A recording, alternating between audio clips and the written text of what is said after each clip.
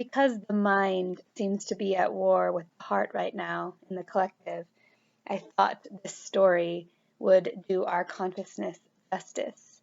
So thank you, J.K. Rowling, for writing this. It is incredible. The Warlock's Hairy Heart. There was once a handsome, rich, and talented young warlock who observed that his friends grew foolish when they fell in love, gambling and preening, losing their appetites and their dignity. The young warlock resolved never to fall prey to such a weakness, and employed dark arts to assure his immunity.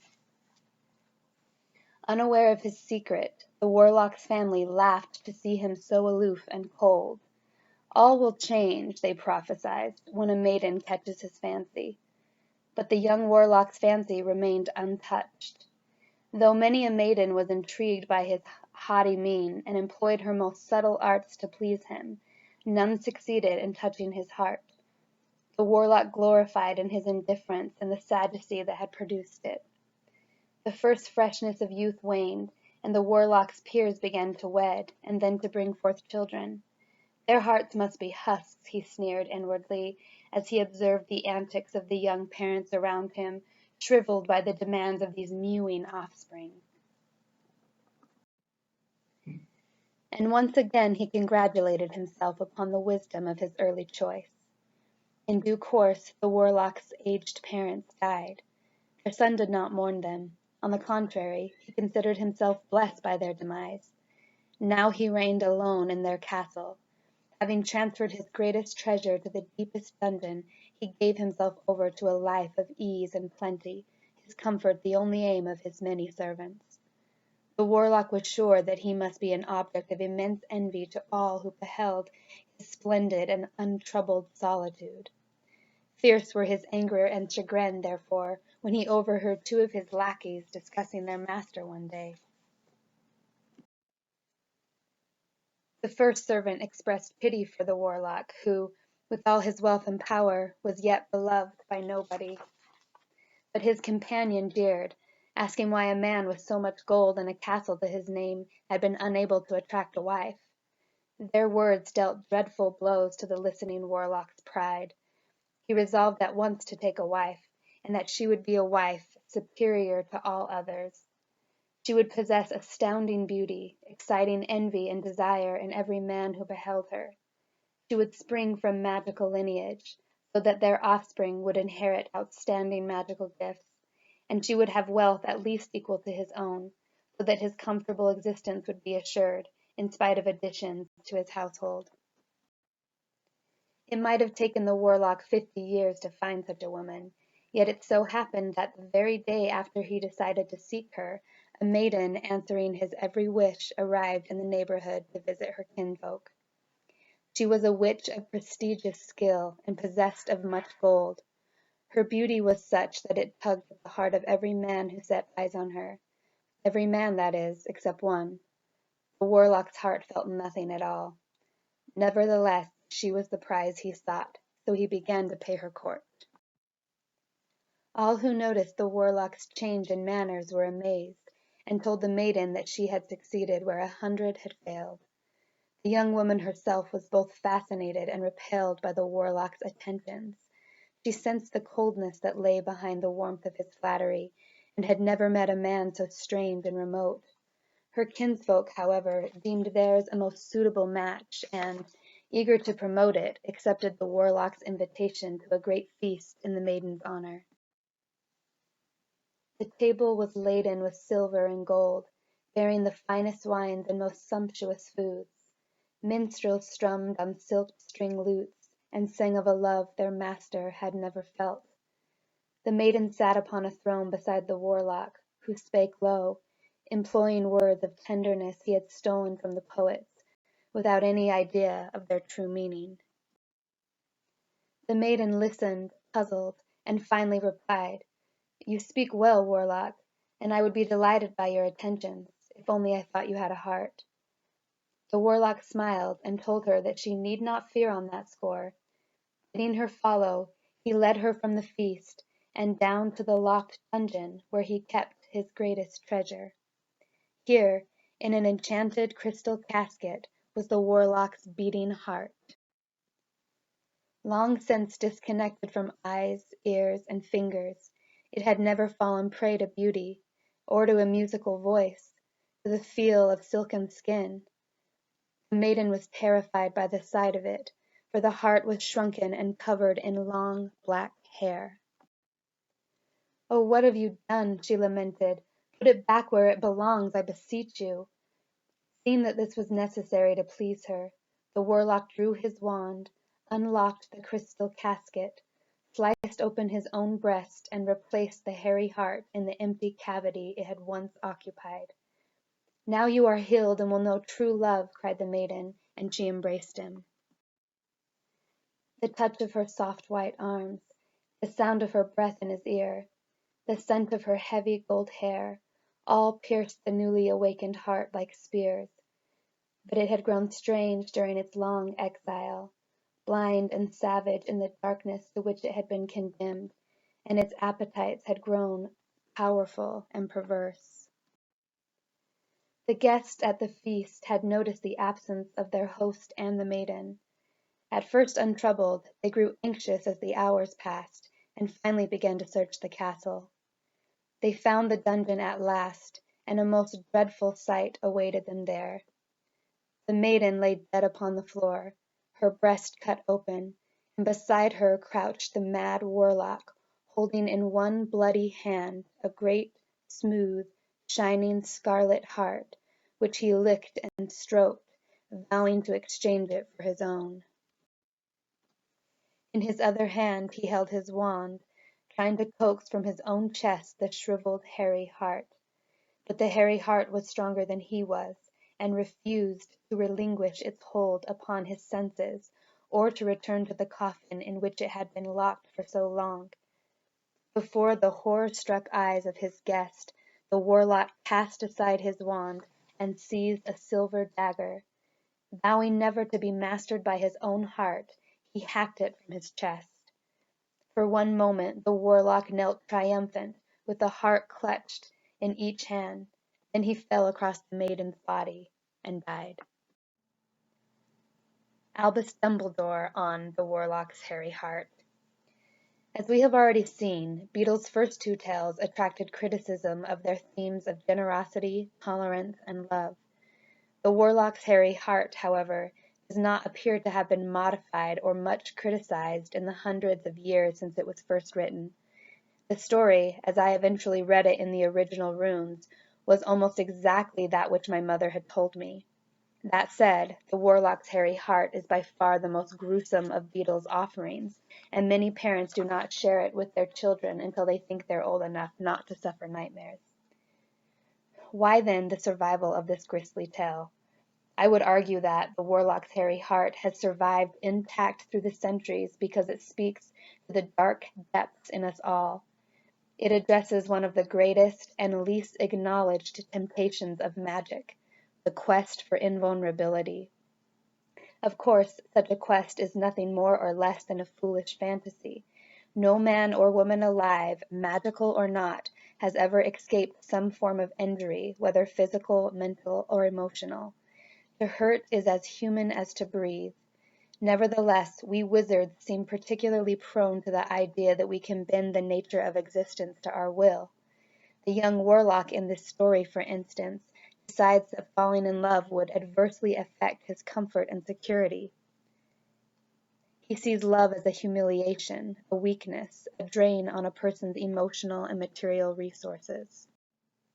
Of course, the centuries-old trade in love potions shows that our fictional wizard is hardly alone seeking to control the unpredictable course of love. The search for a true love potion continues to this day, but no such elixir has yet been created, and leading potioneers doubt that it is even possible.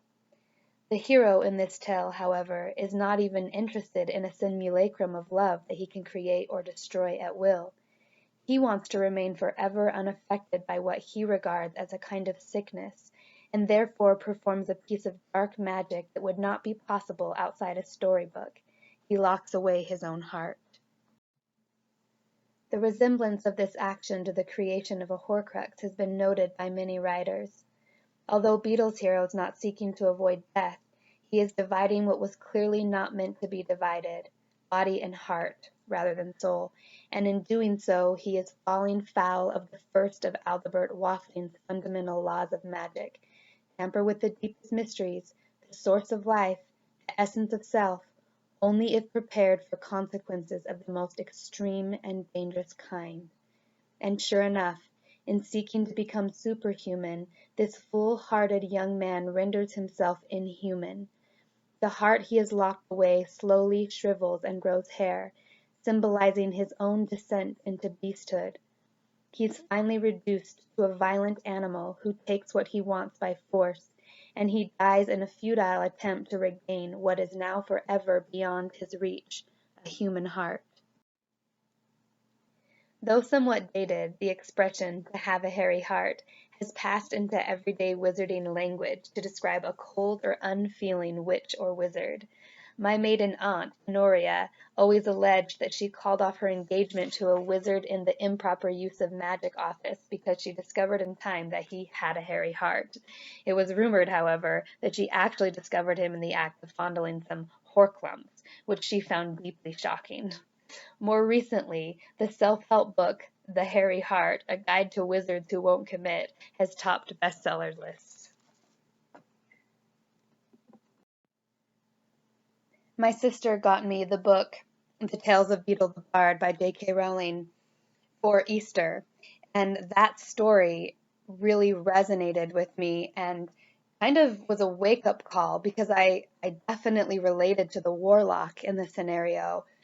I think a lot of empaths can relate to the idea that how being vulnerable feels so scary. And I've often thought if I were just invincible, if I didn't care so much, if I didn't love, I would be invincible. I could do anything. But my heart controls me in many ways. And when I read this book, or this story particularly, I felt a reminder of what a reflection it is of where we are in our humanity right now. We're in an internal conflict with ourselves. It's like the heart and the mind are kind of at war. And when we're at war with ourselves, the energy is destruction. The energy is separation. The energy is lack. Lack itself is the trauma. It's the lack of being disconnected to the heart. The restored heart, as we've talked about so many times, is more powerful than the brain. Our actual physical heart is more powerful than the brain, 5,000 times more magnetically powerful and 60 times more electrically powerful. This goes to show us that the heart is central and it is our true power, but it is also vulnerable. Our evolutionary goal is not to become inhuman. It is to become the most fully embodied, conscious, aware humans that we can be that's actually connected to the earth. We connect to the heart of the earth by connecting to our heart, by connecting to the vibration of abundance and balance and integration. It's not choosing one over the other. And we have to remember that the polarization that we see, the light and the dark, is a reflection of us. Our job, us, the observers, the dreamers, the creators, is to integrate those two polarized aspects of us into a being that is actually in harmony with the planet, in harmony with the win-win. There is a third aspect to what we are. And that's why I like these stories of magic, these mythologies, because it points to what humans have been telling us throughout all the centuries and all the stories, the fictional stories or the myths, that we are more than what we understand that we are, and that there is more to come. And that this life is really the story of life and death. It's the story of connecting to all that we are, the process, which includes the process of becoming. So I hope the story resonated with you on some level, and I hope that it reminded you to connect to your heart and allow your heart and your mind to be at peace with each other. Allow yourself to be at peace with your desires, because your desire is your fuel for creation. And just allow yourself to tune in to the resonance of abundance and create from a space of abundance Create from a space of self-sustaining energy.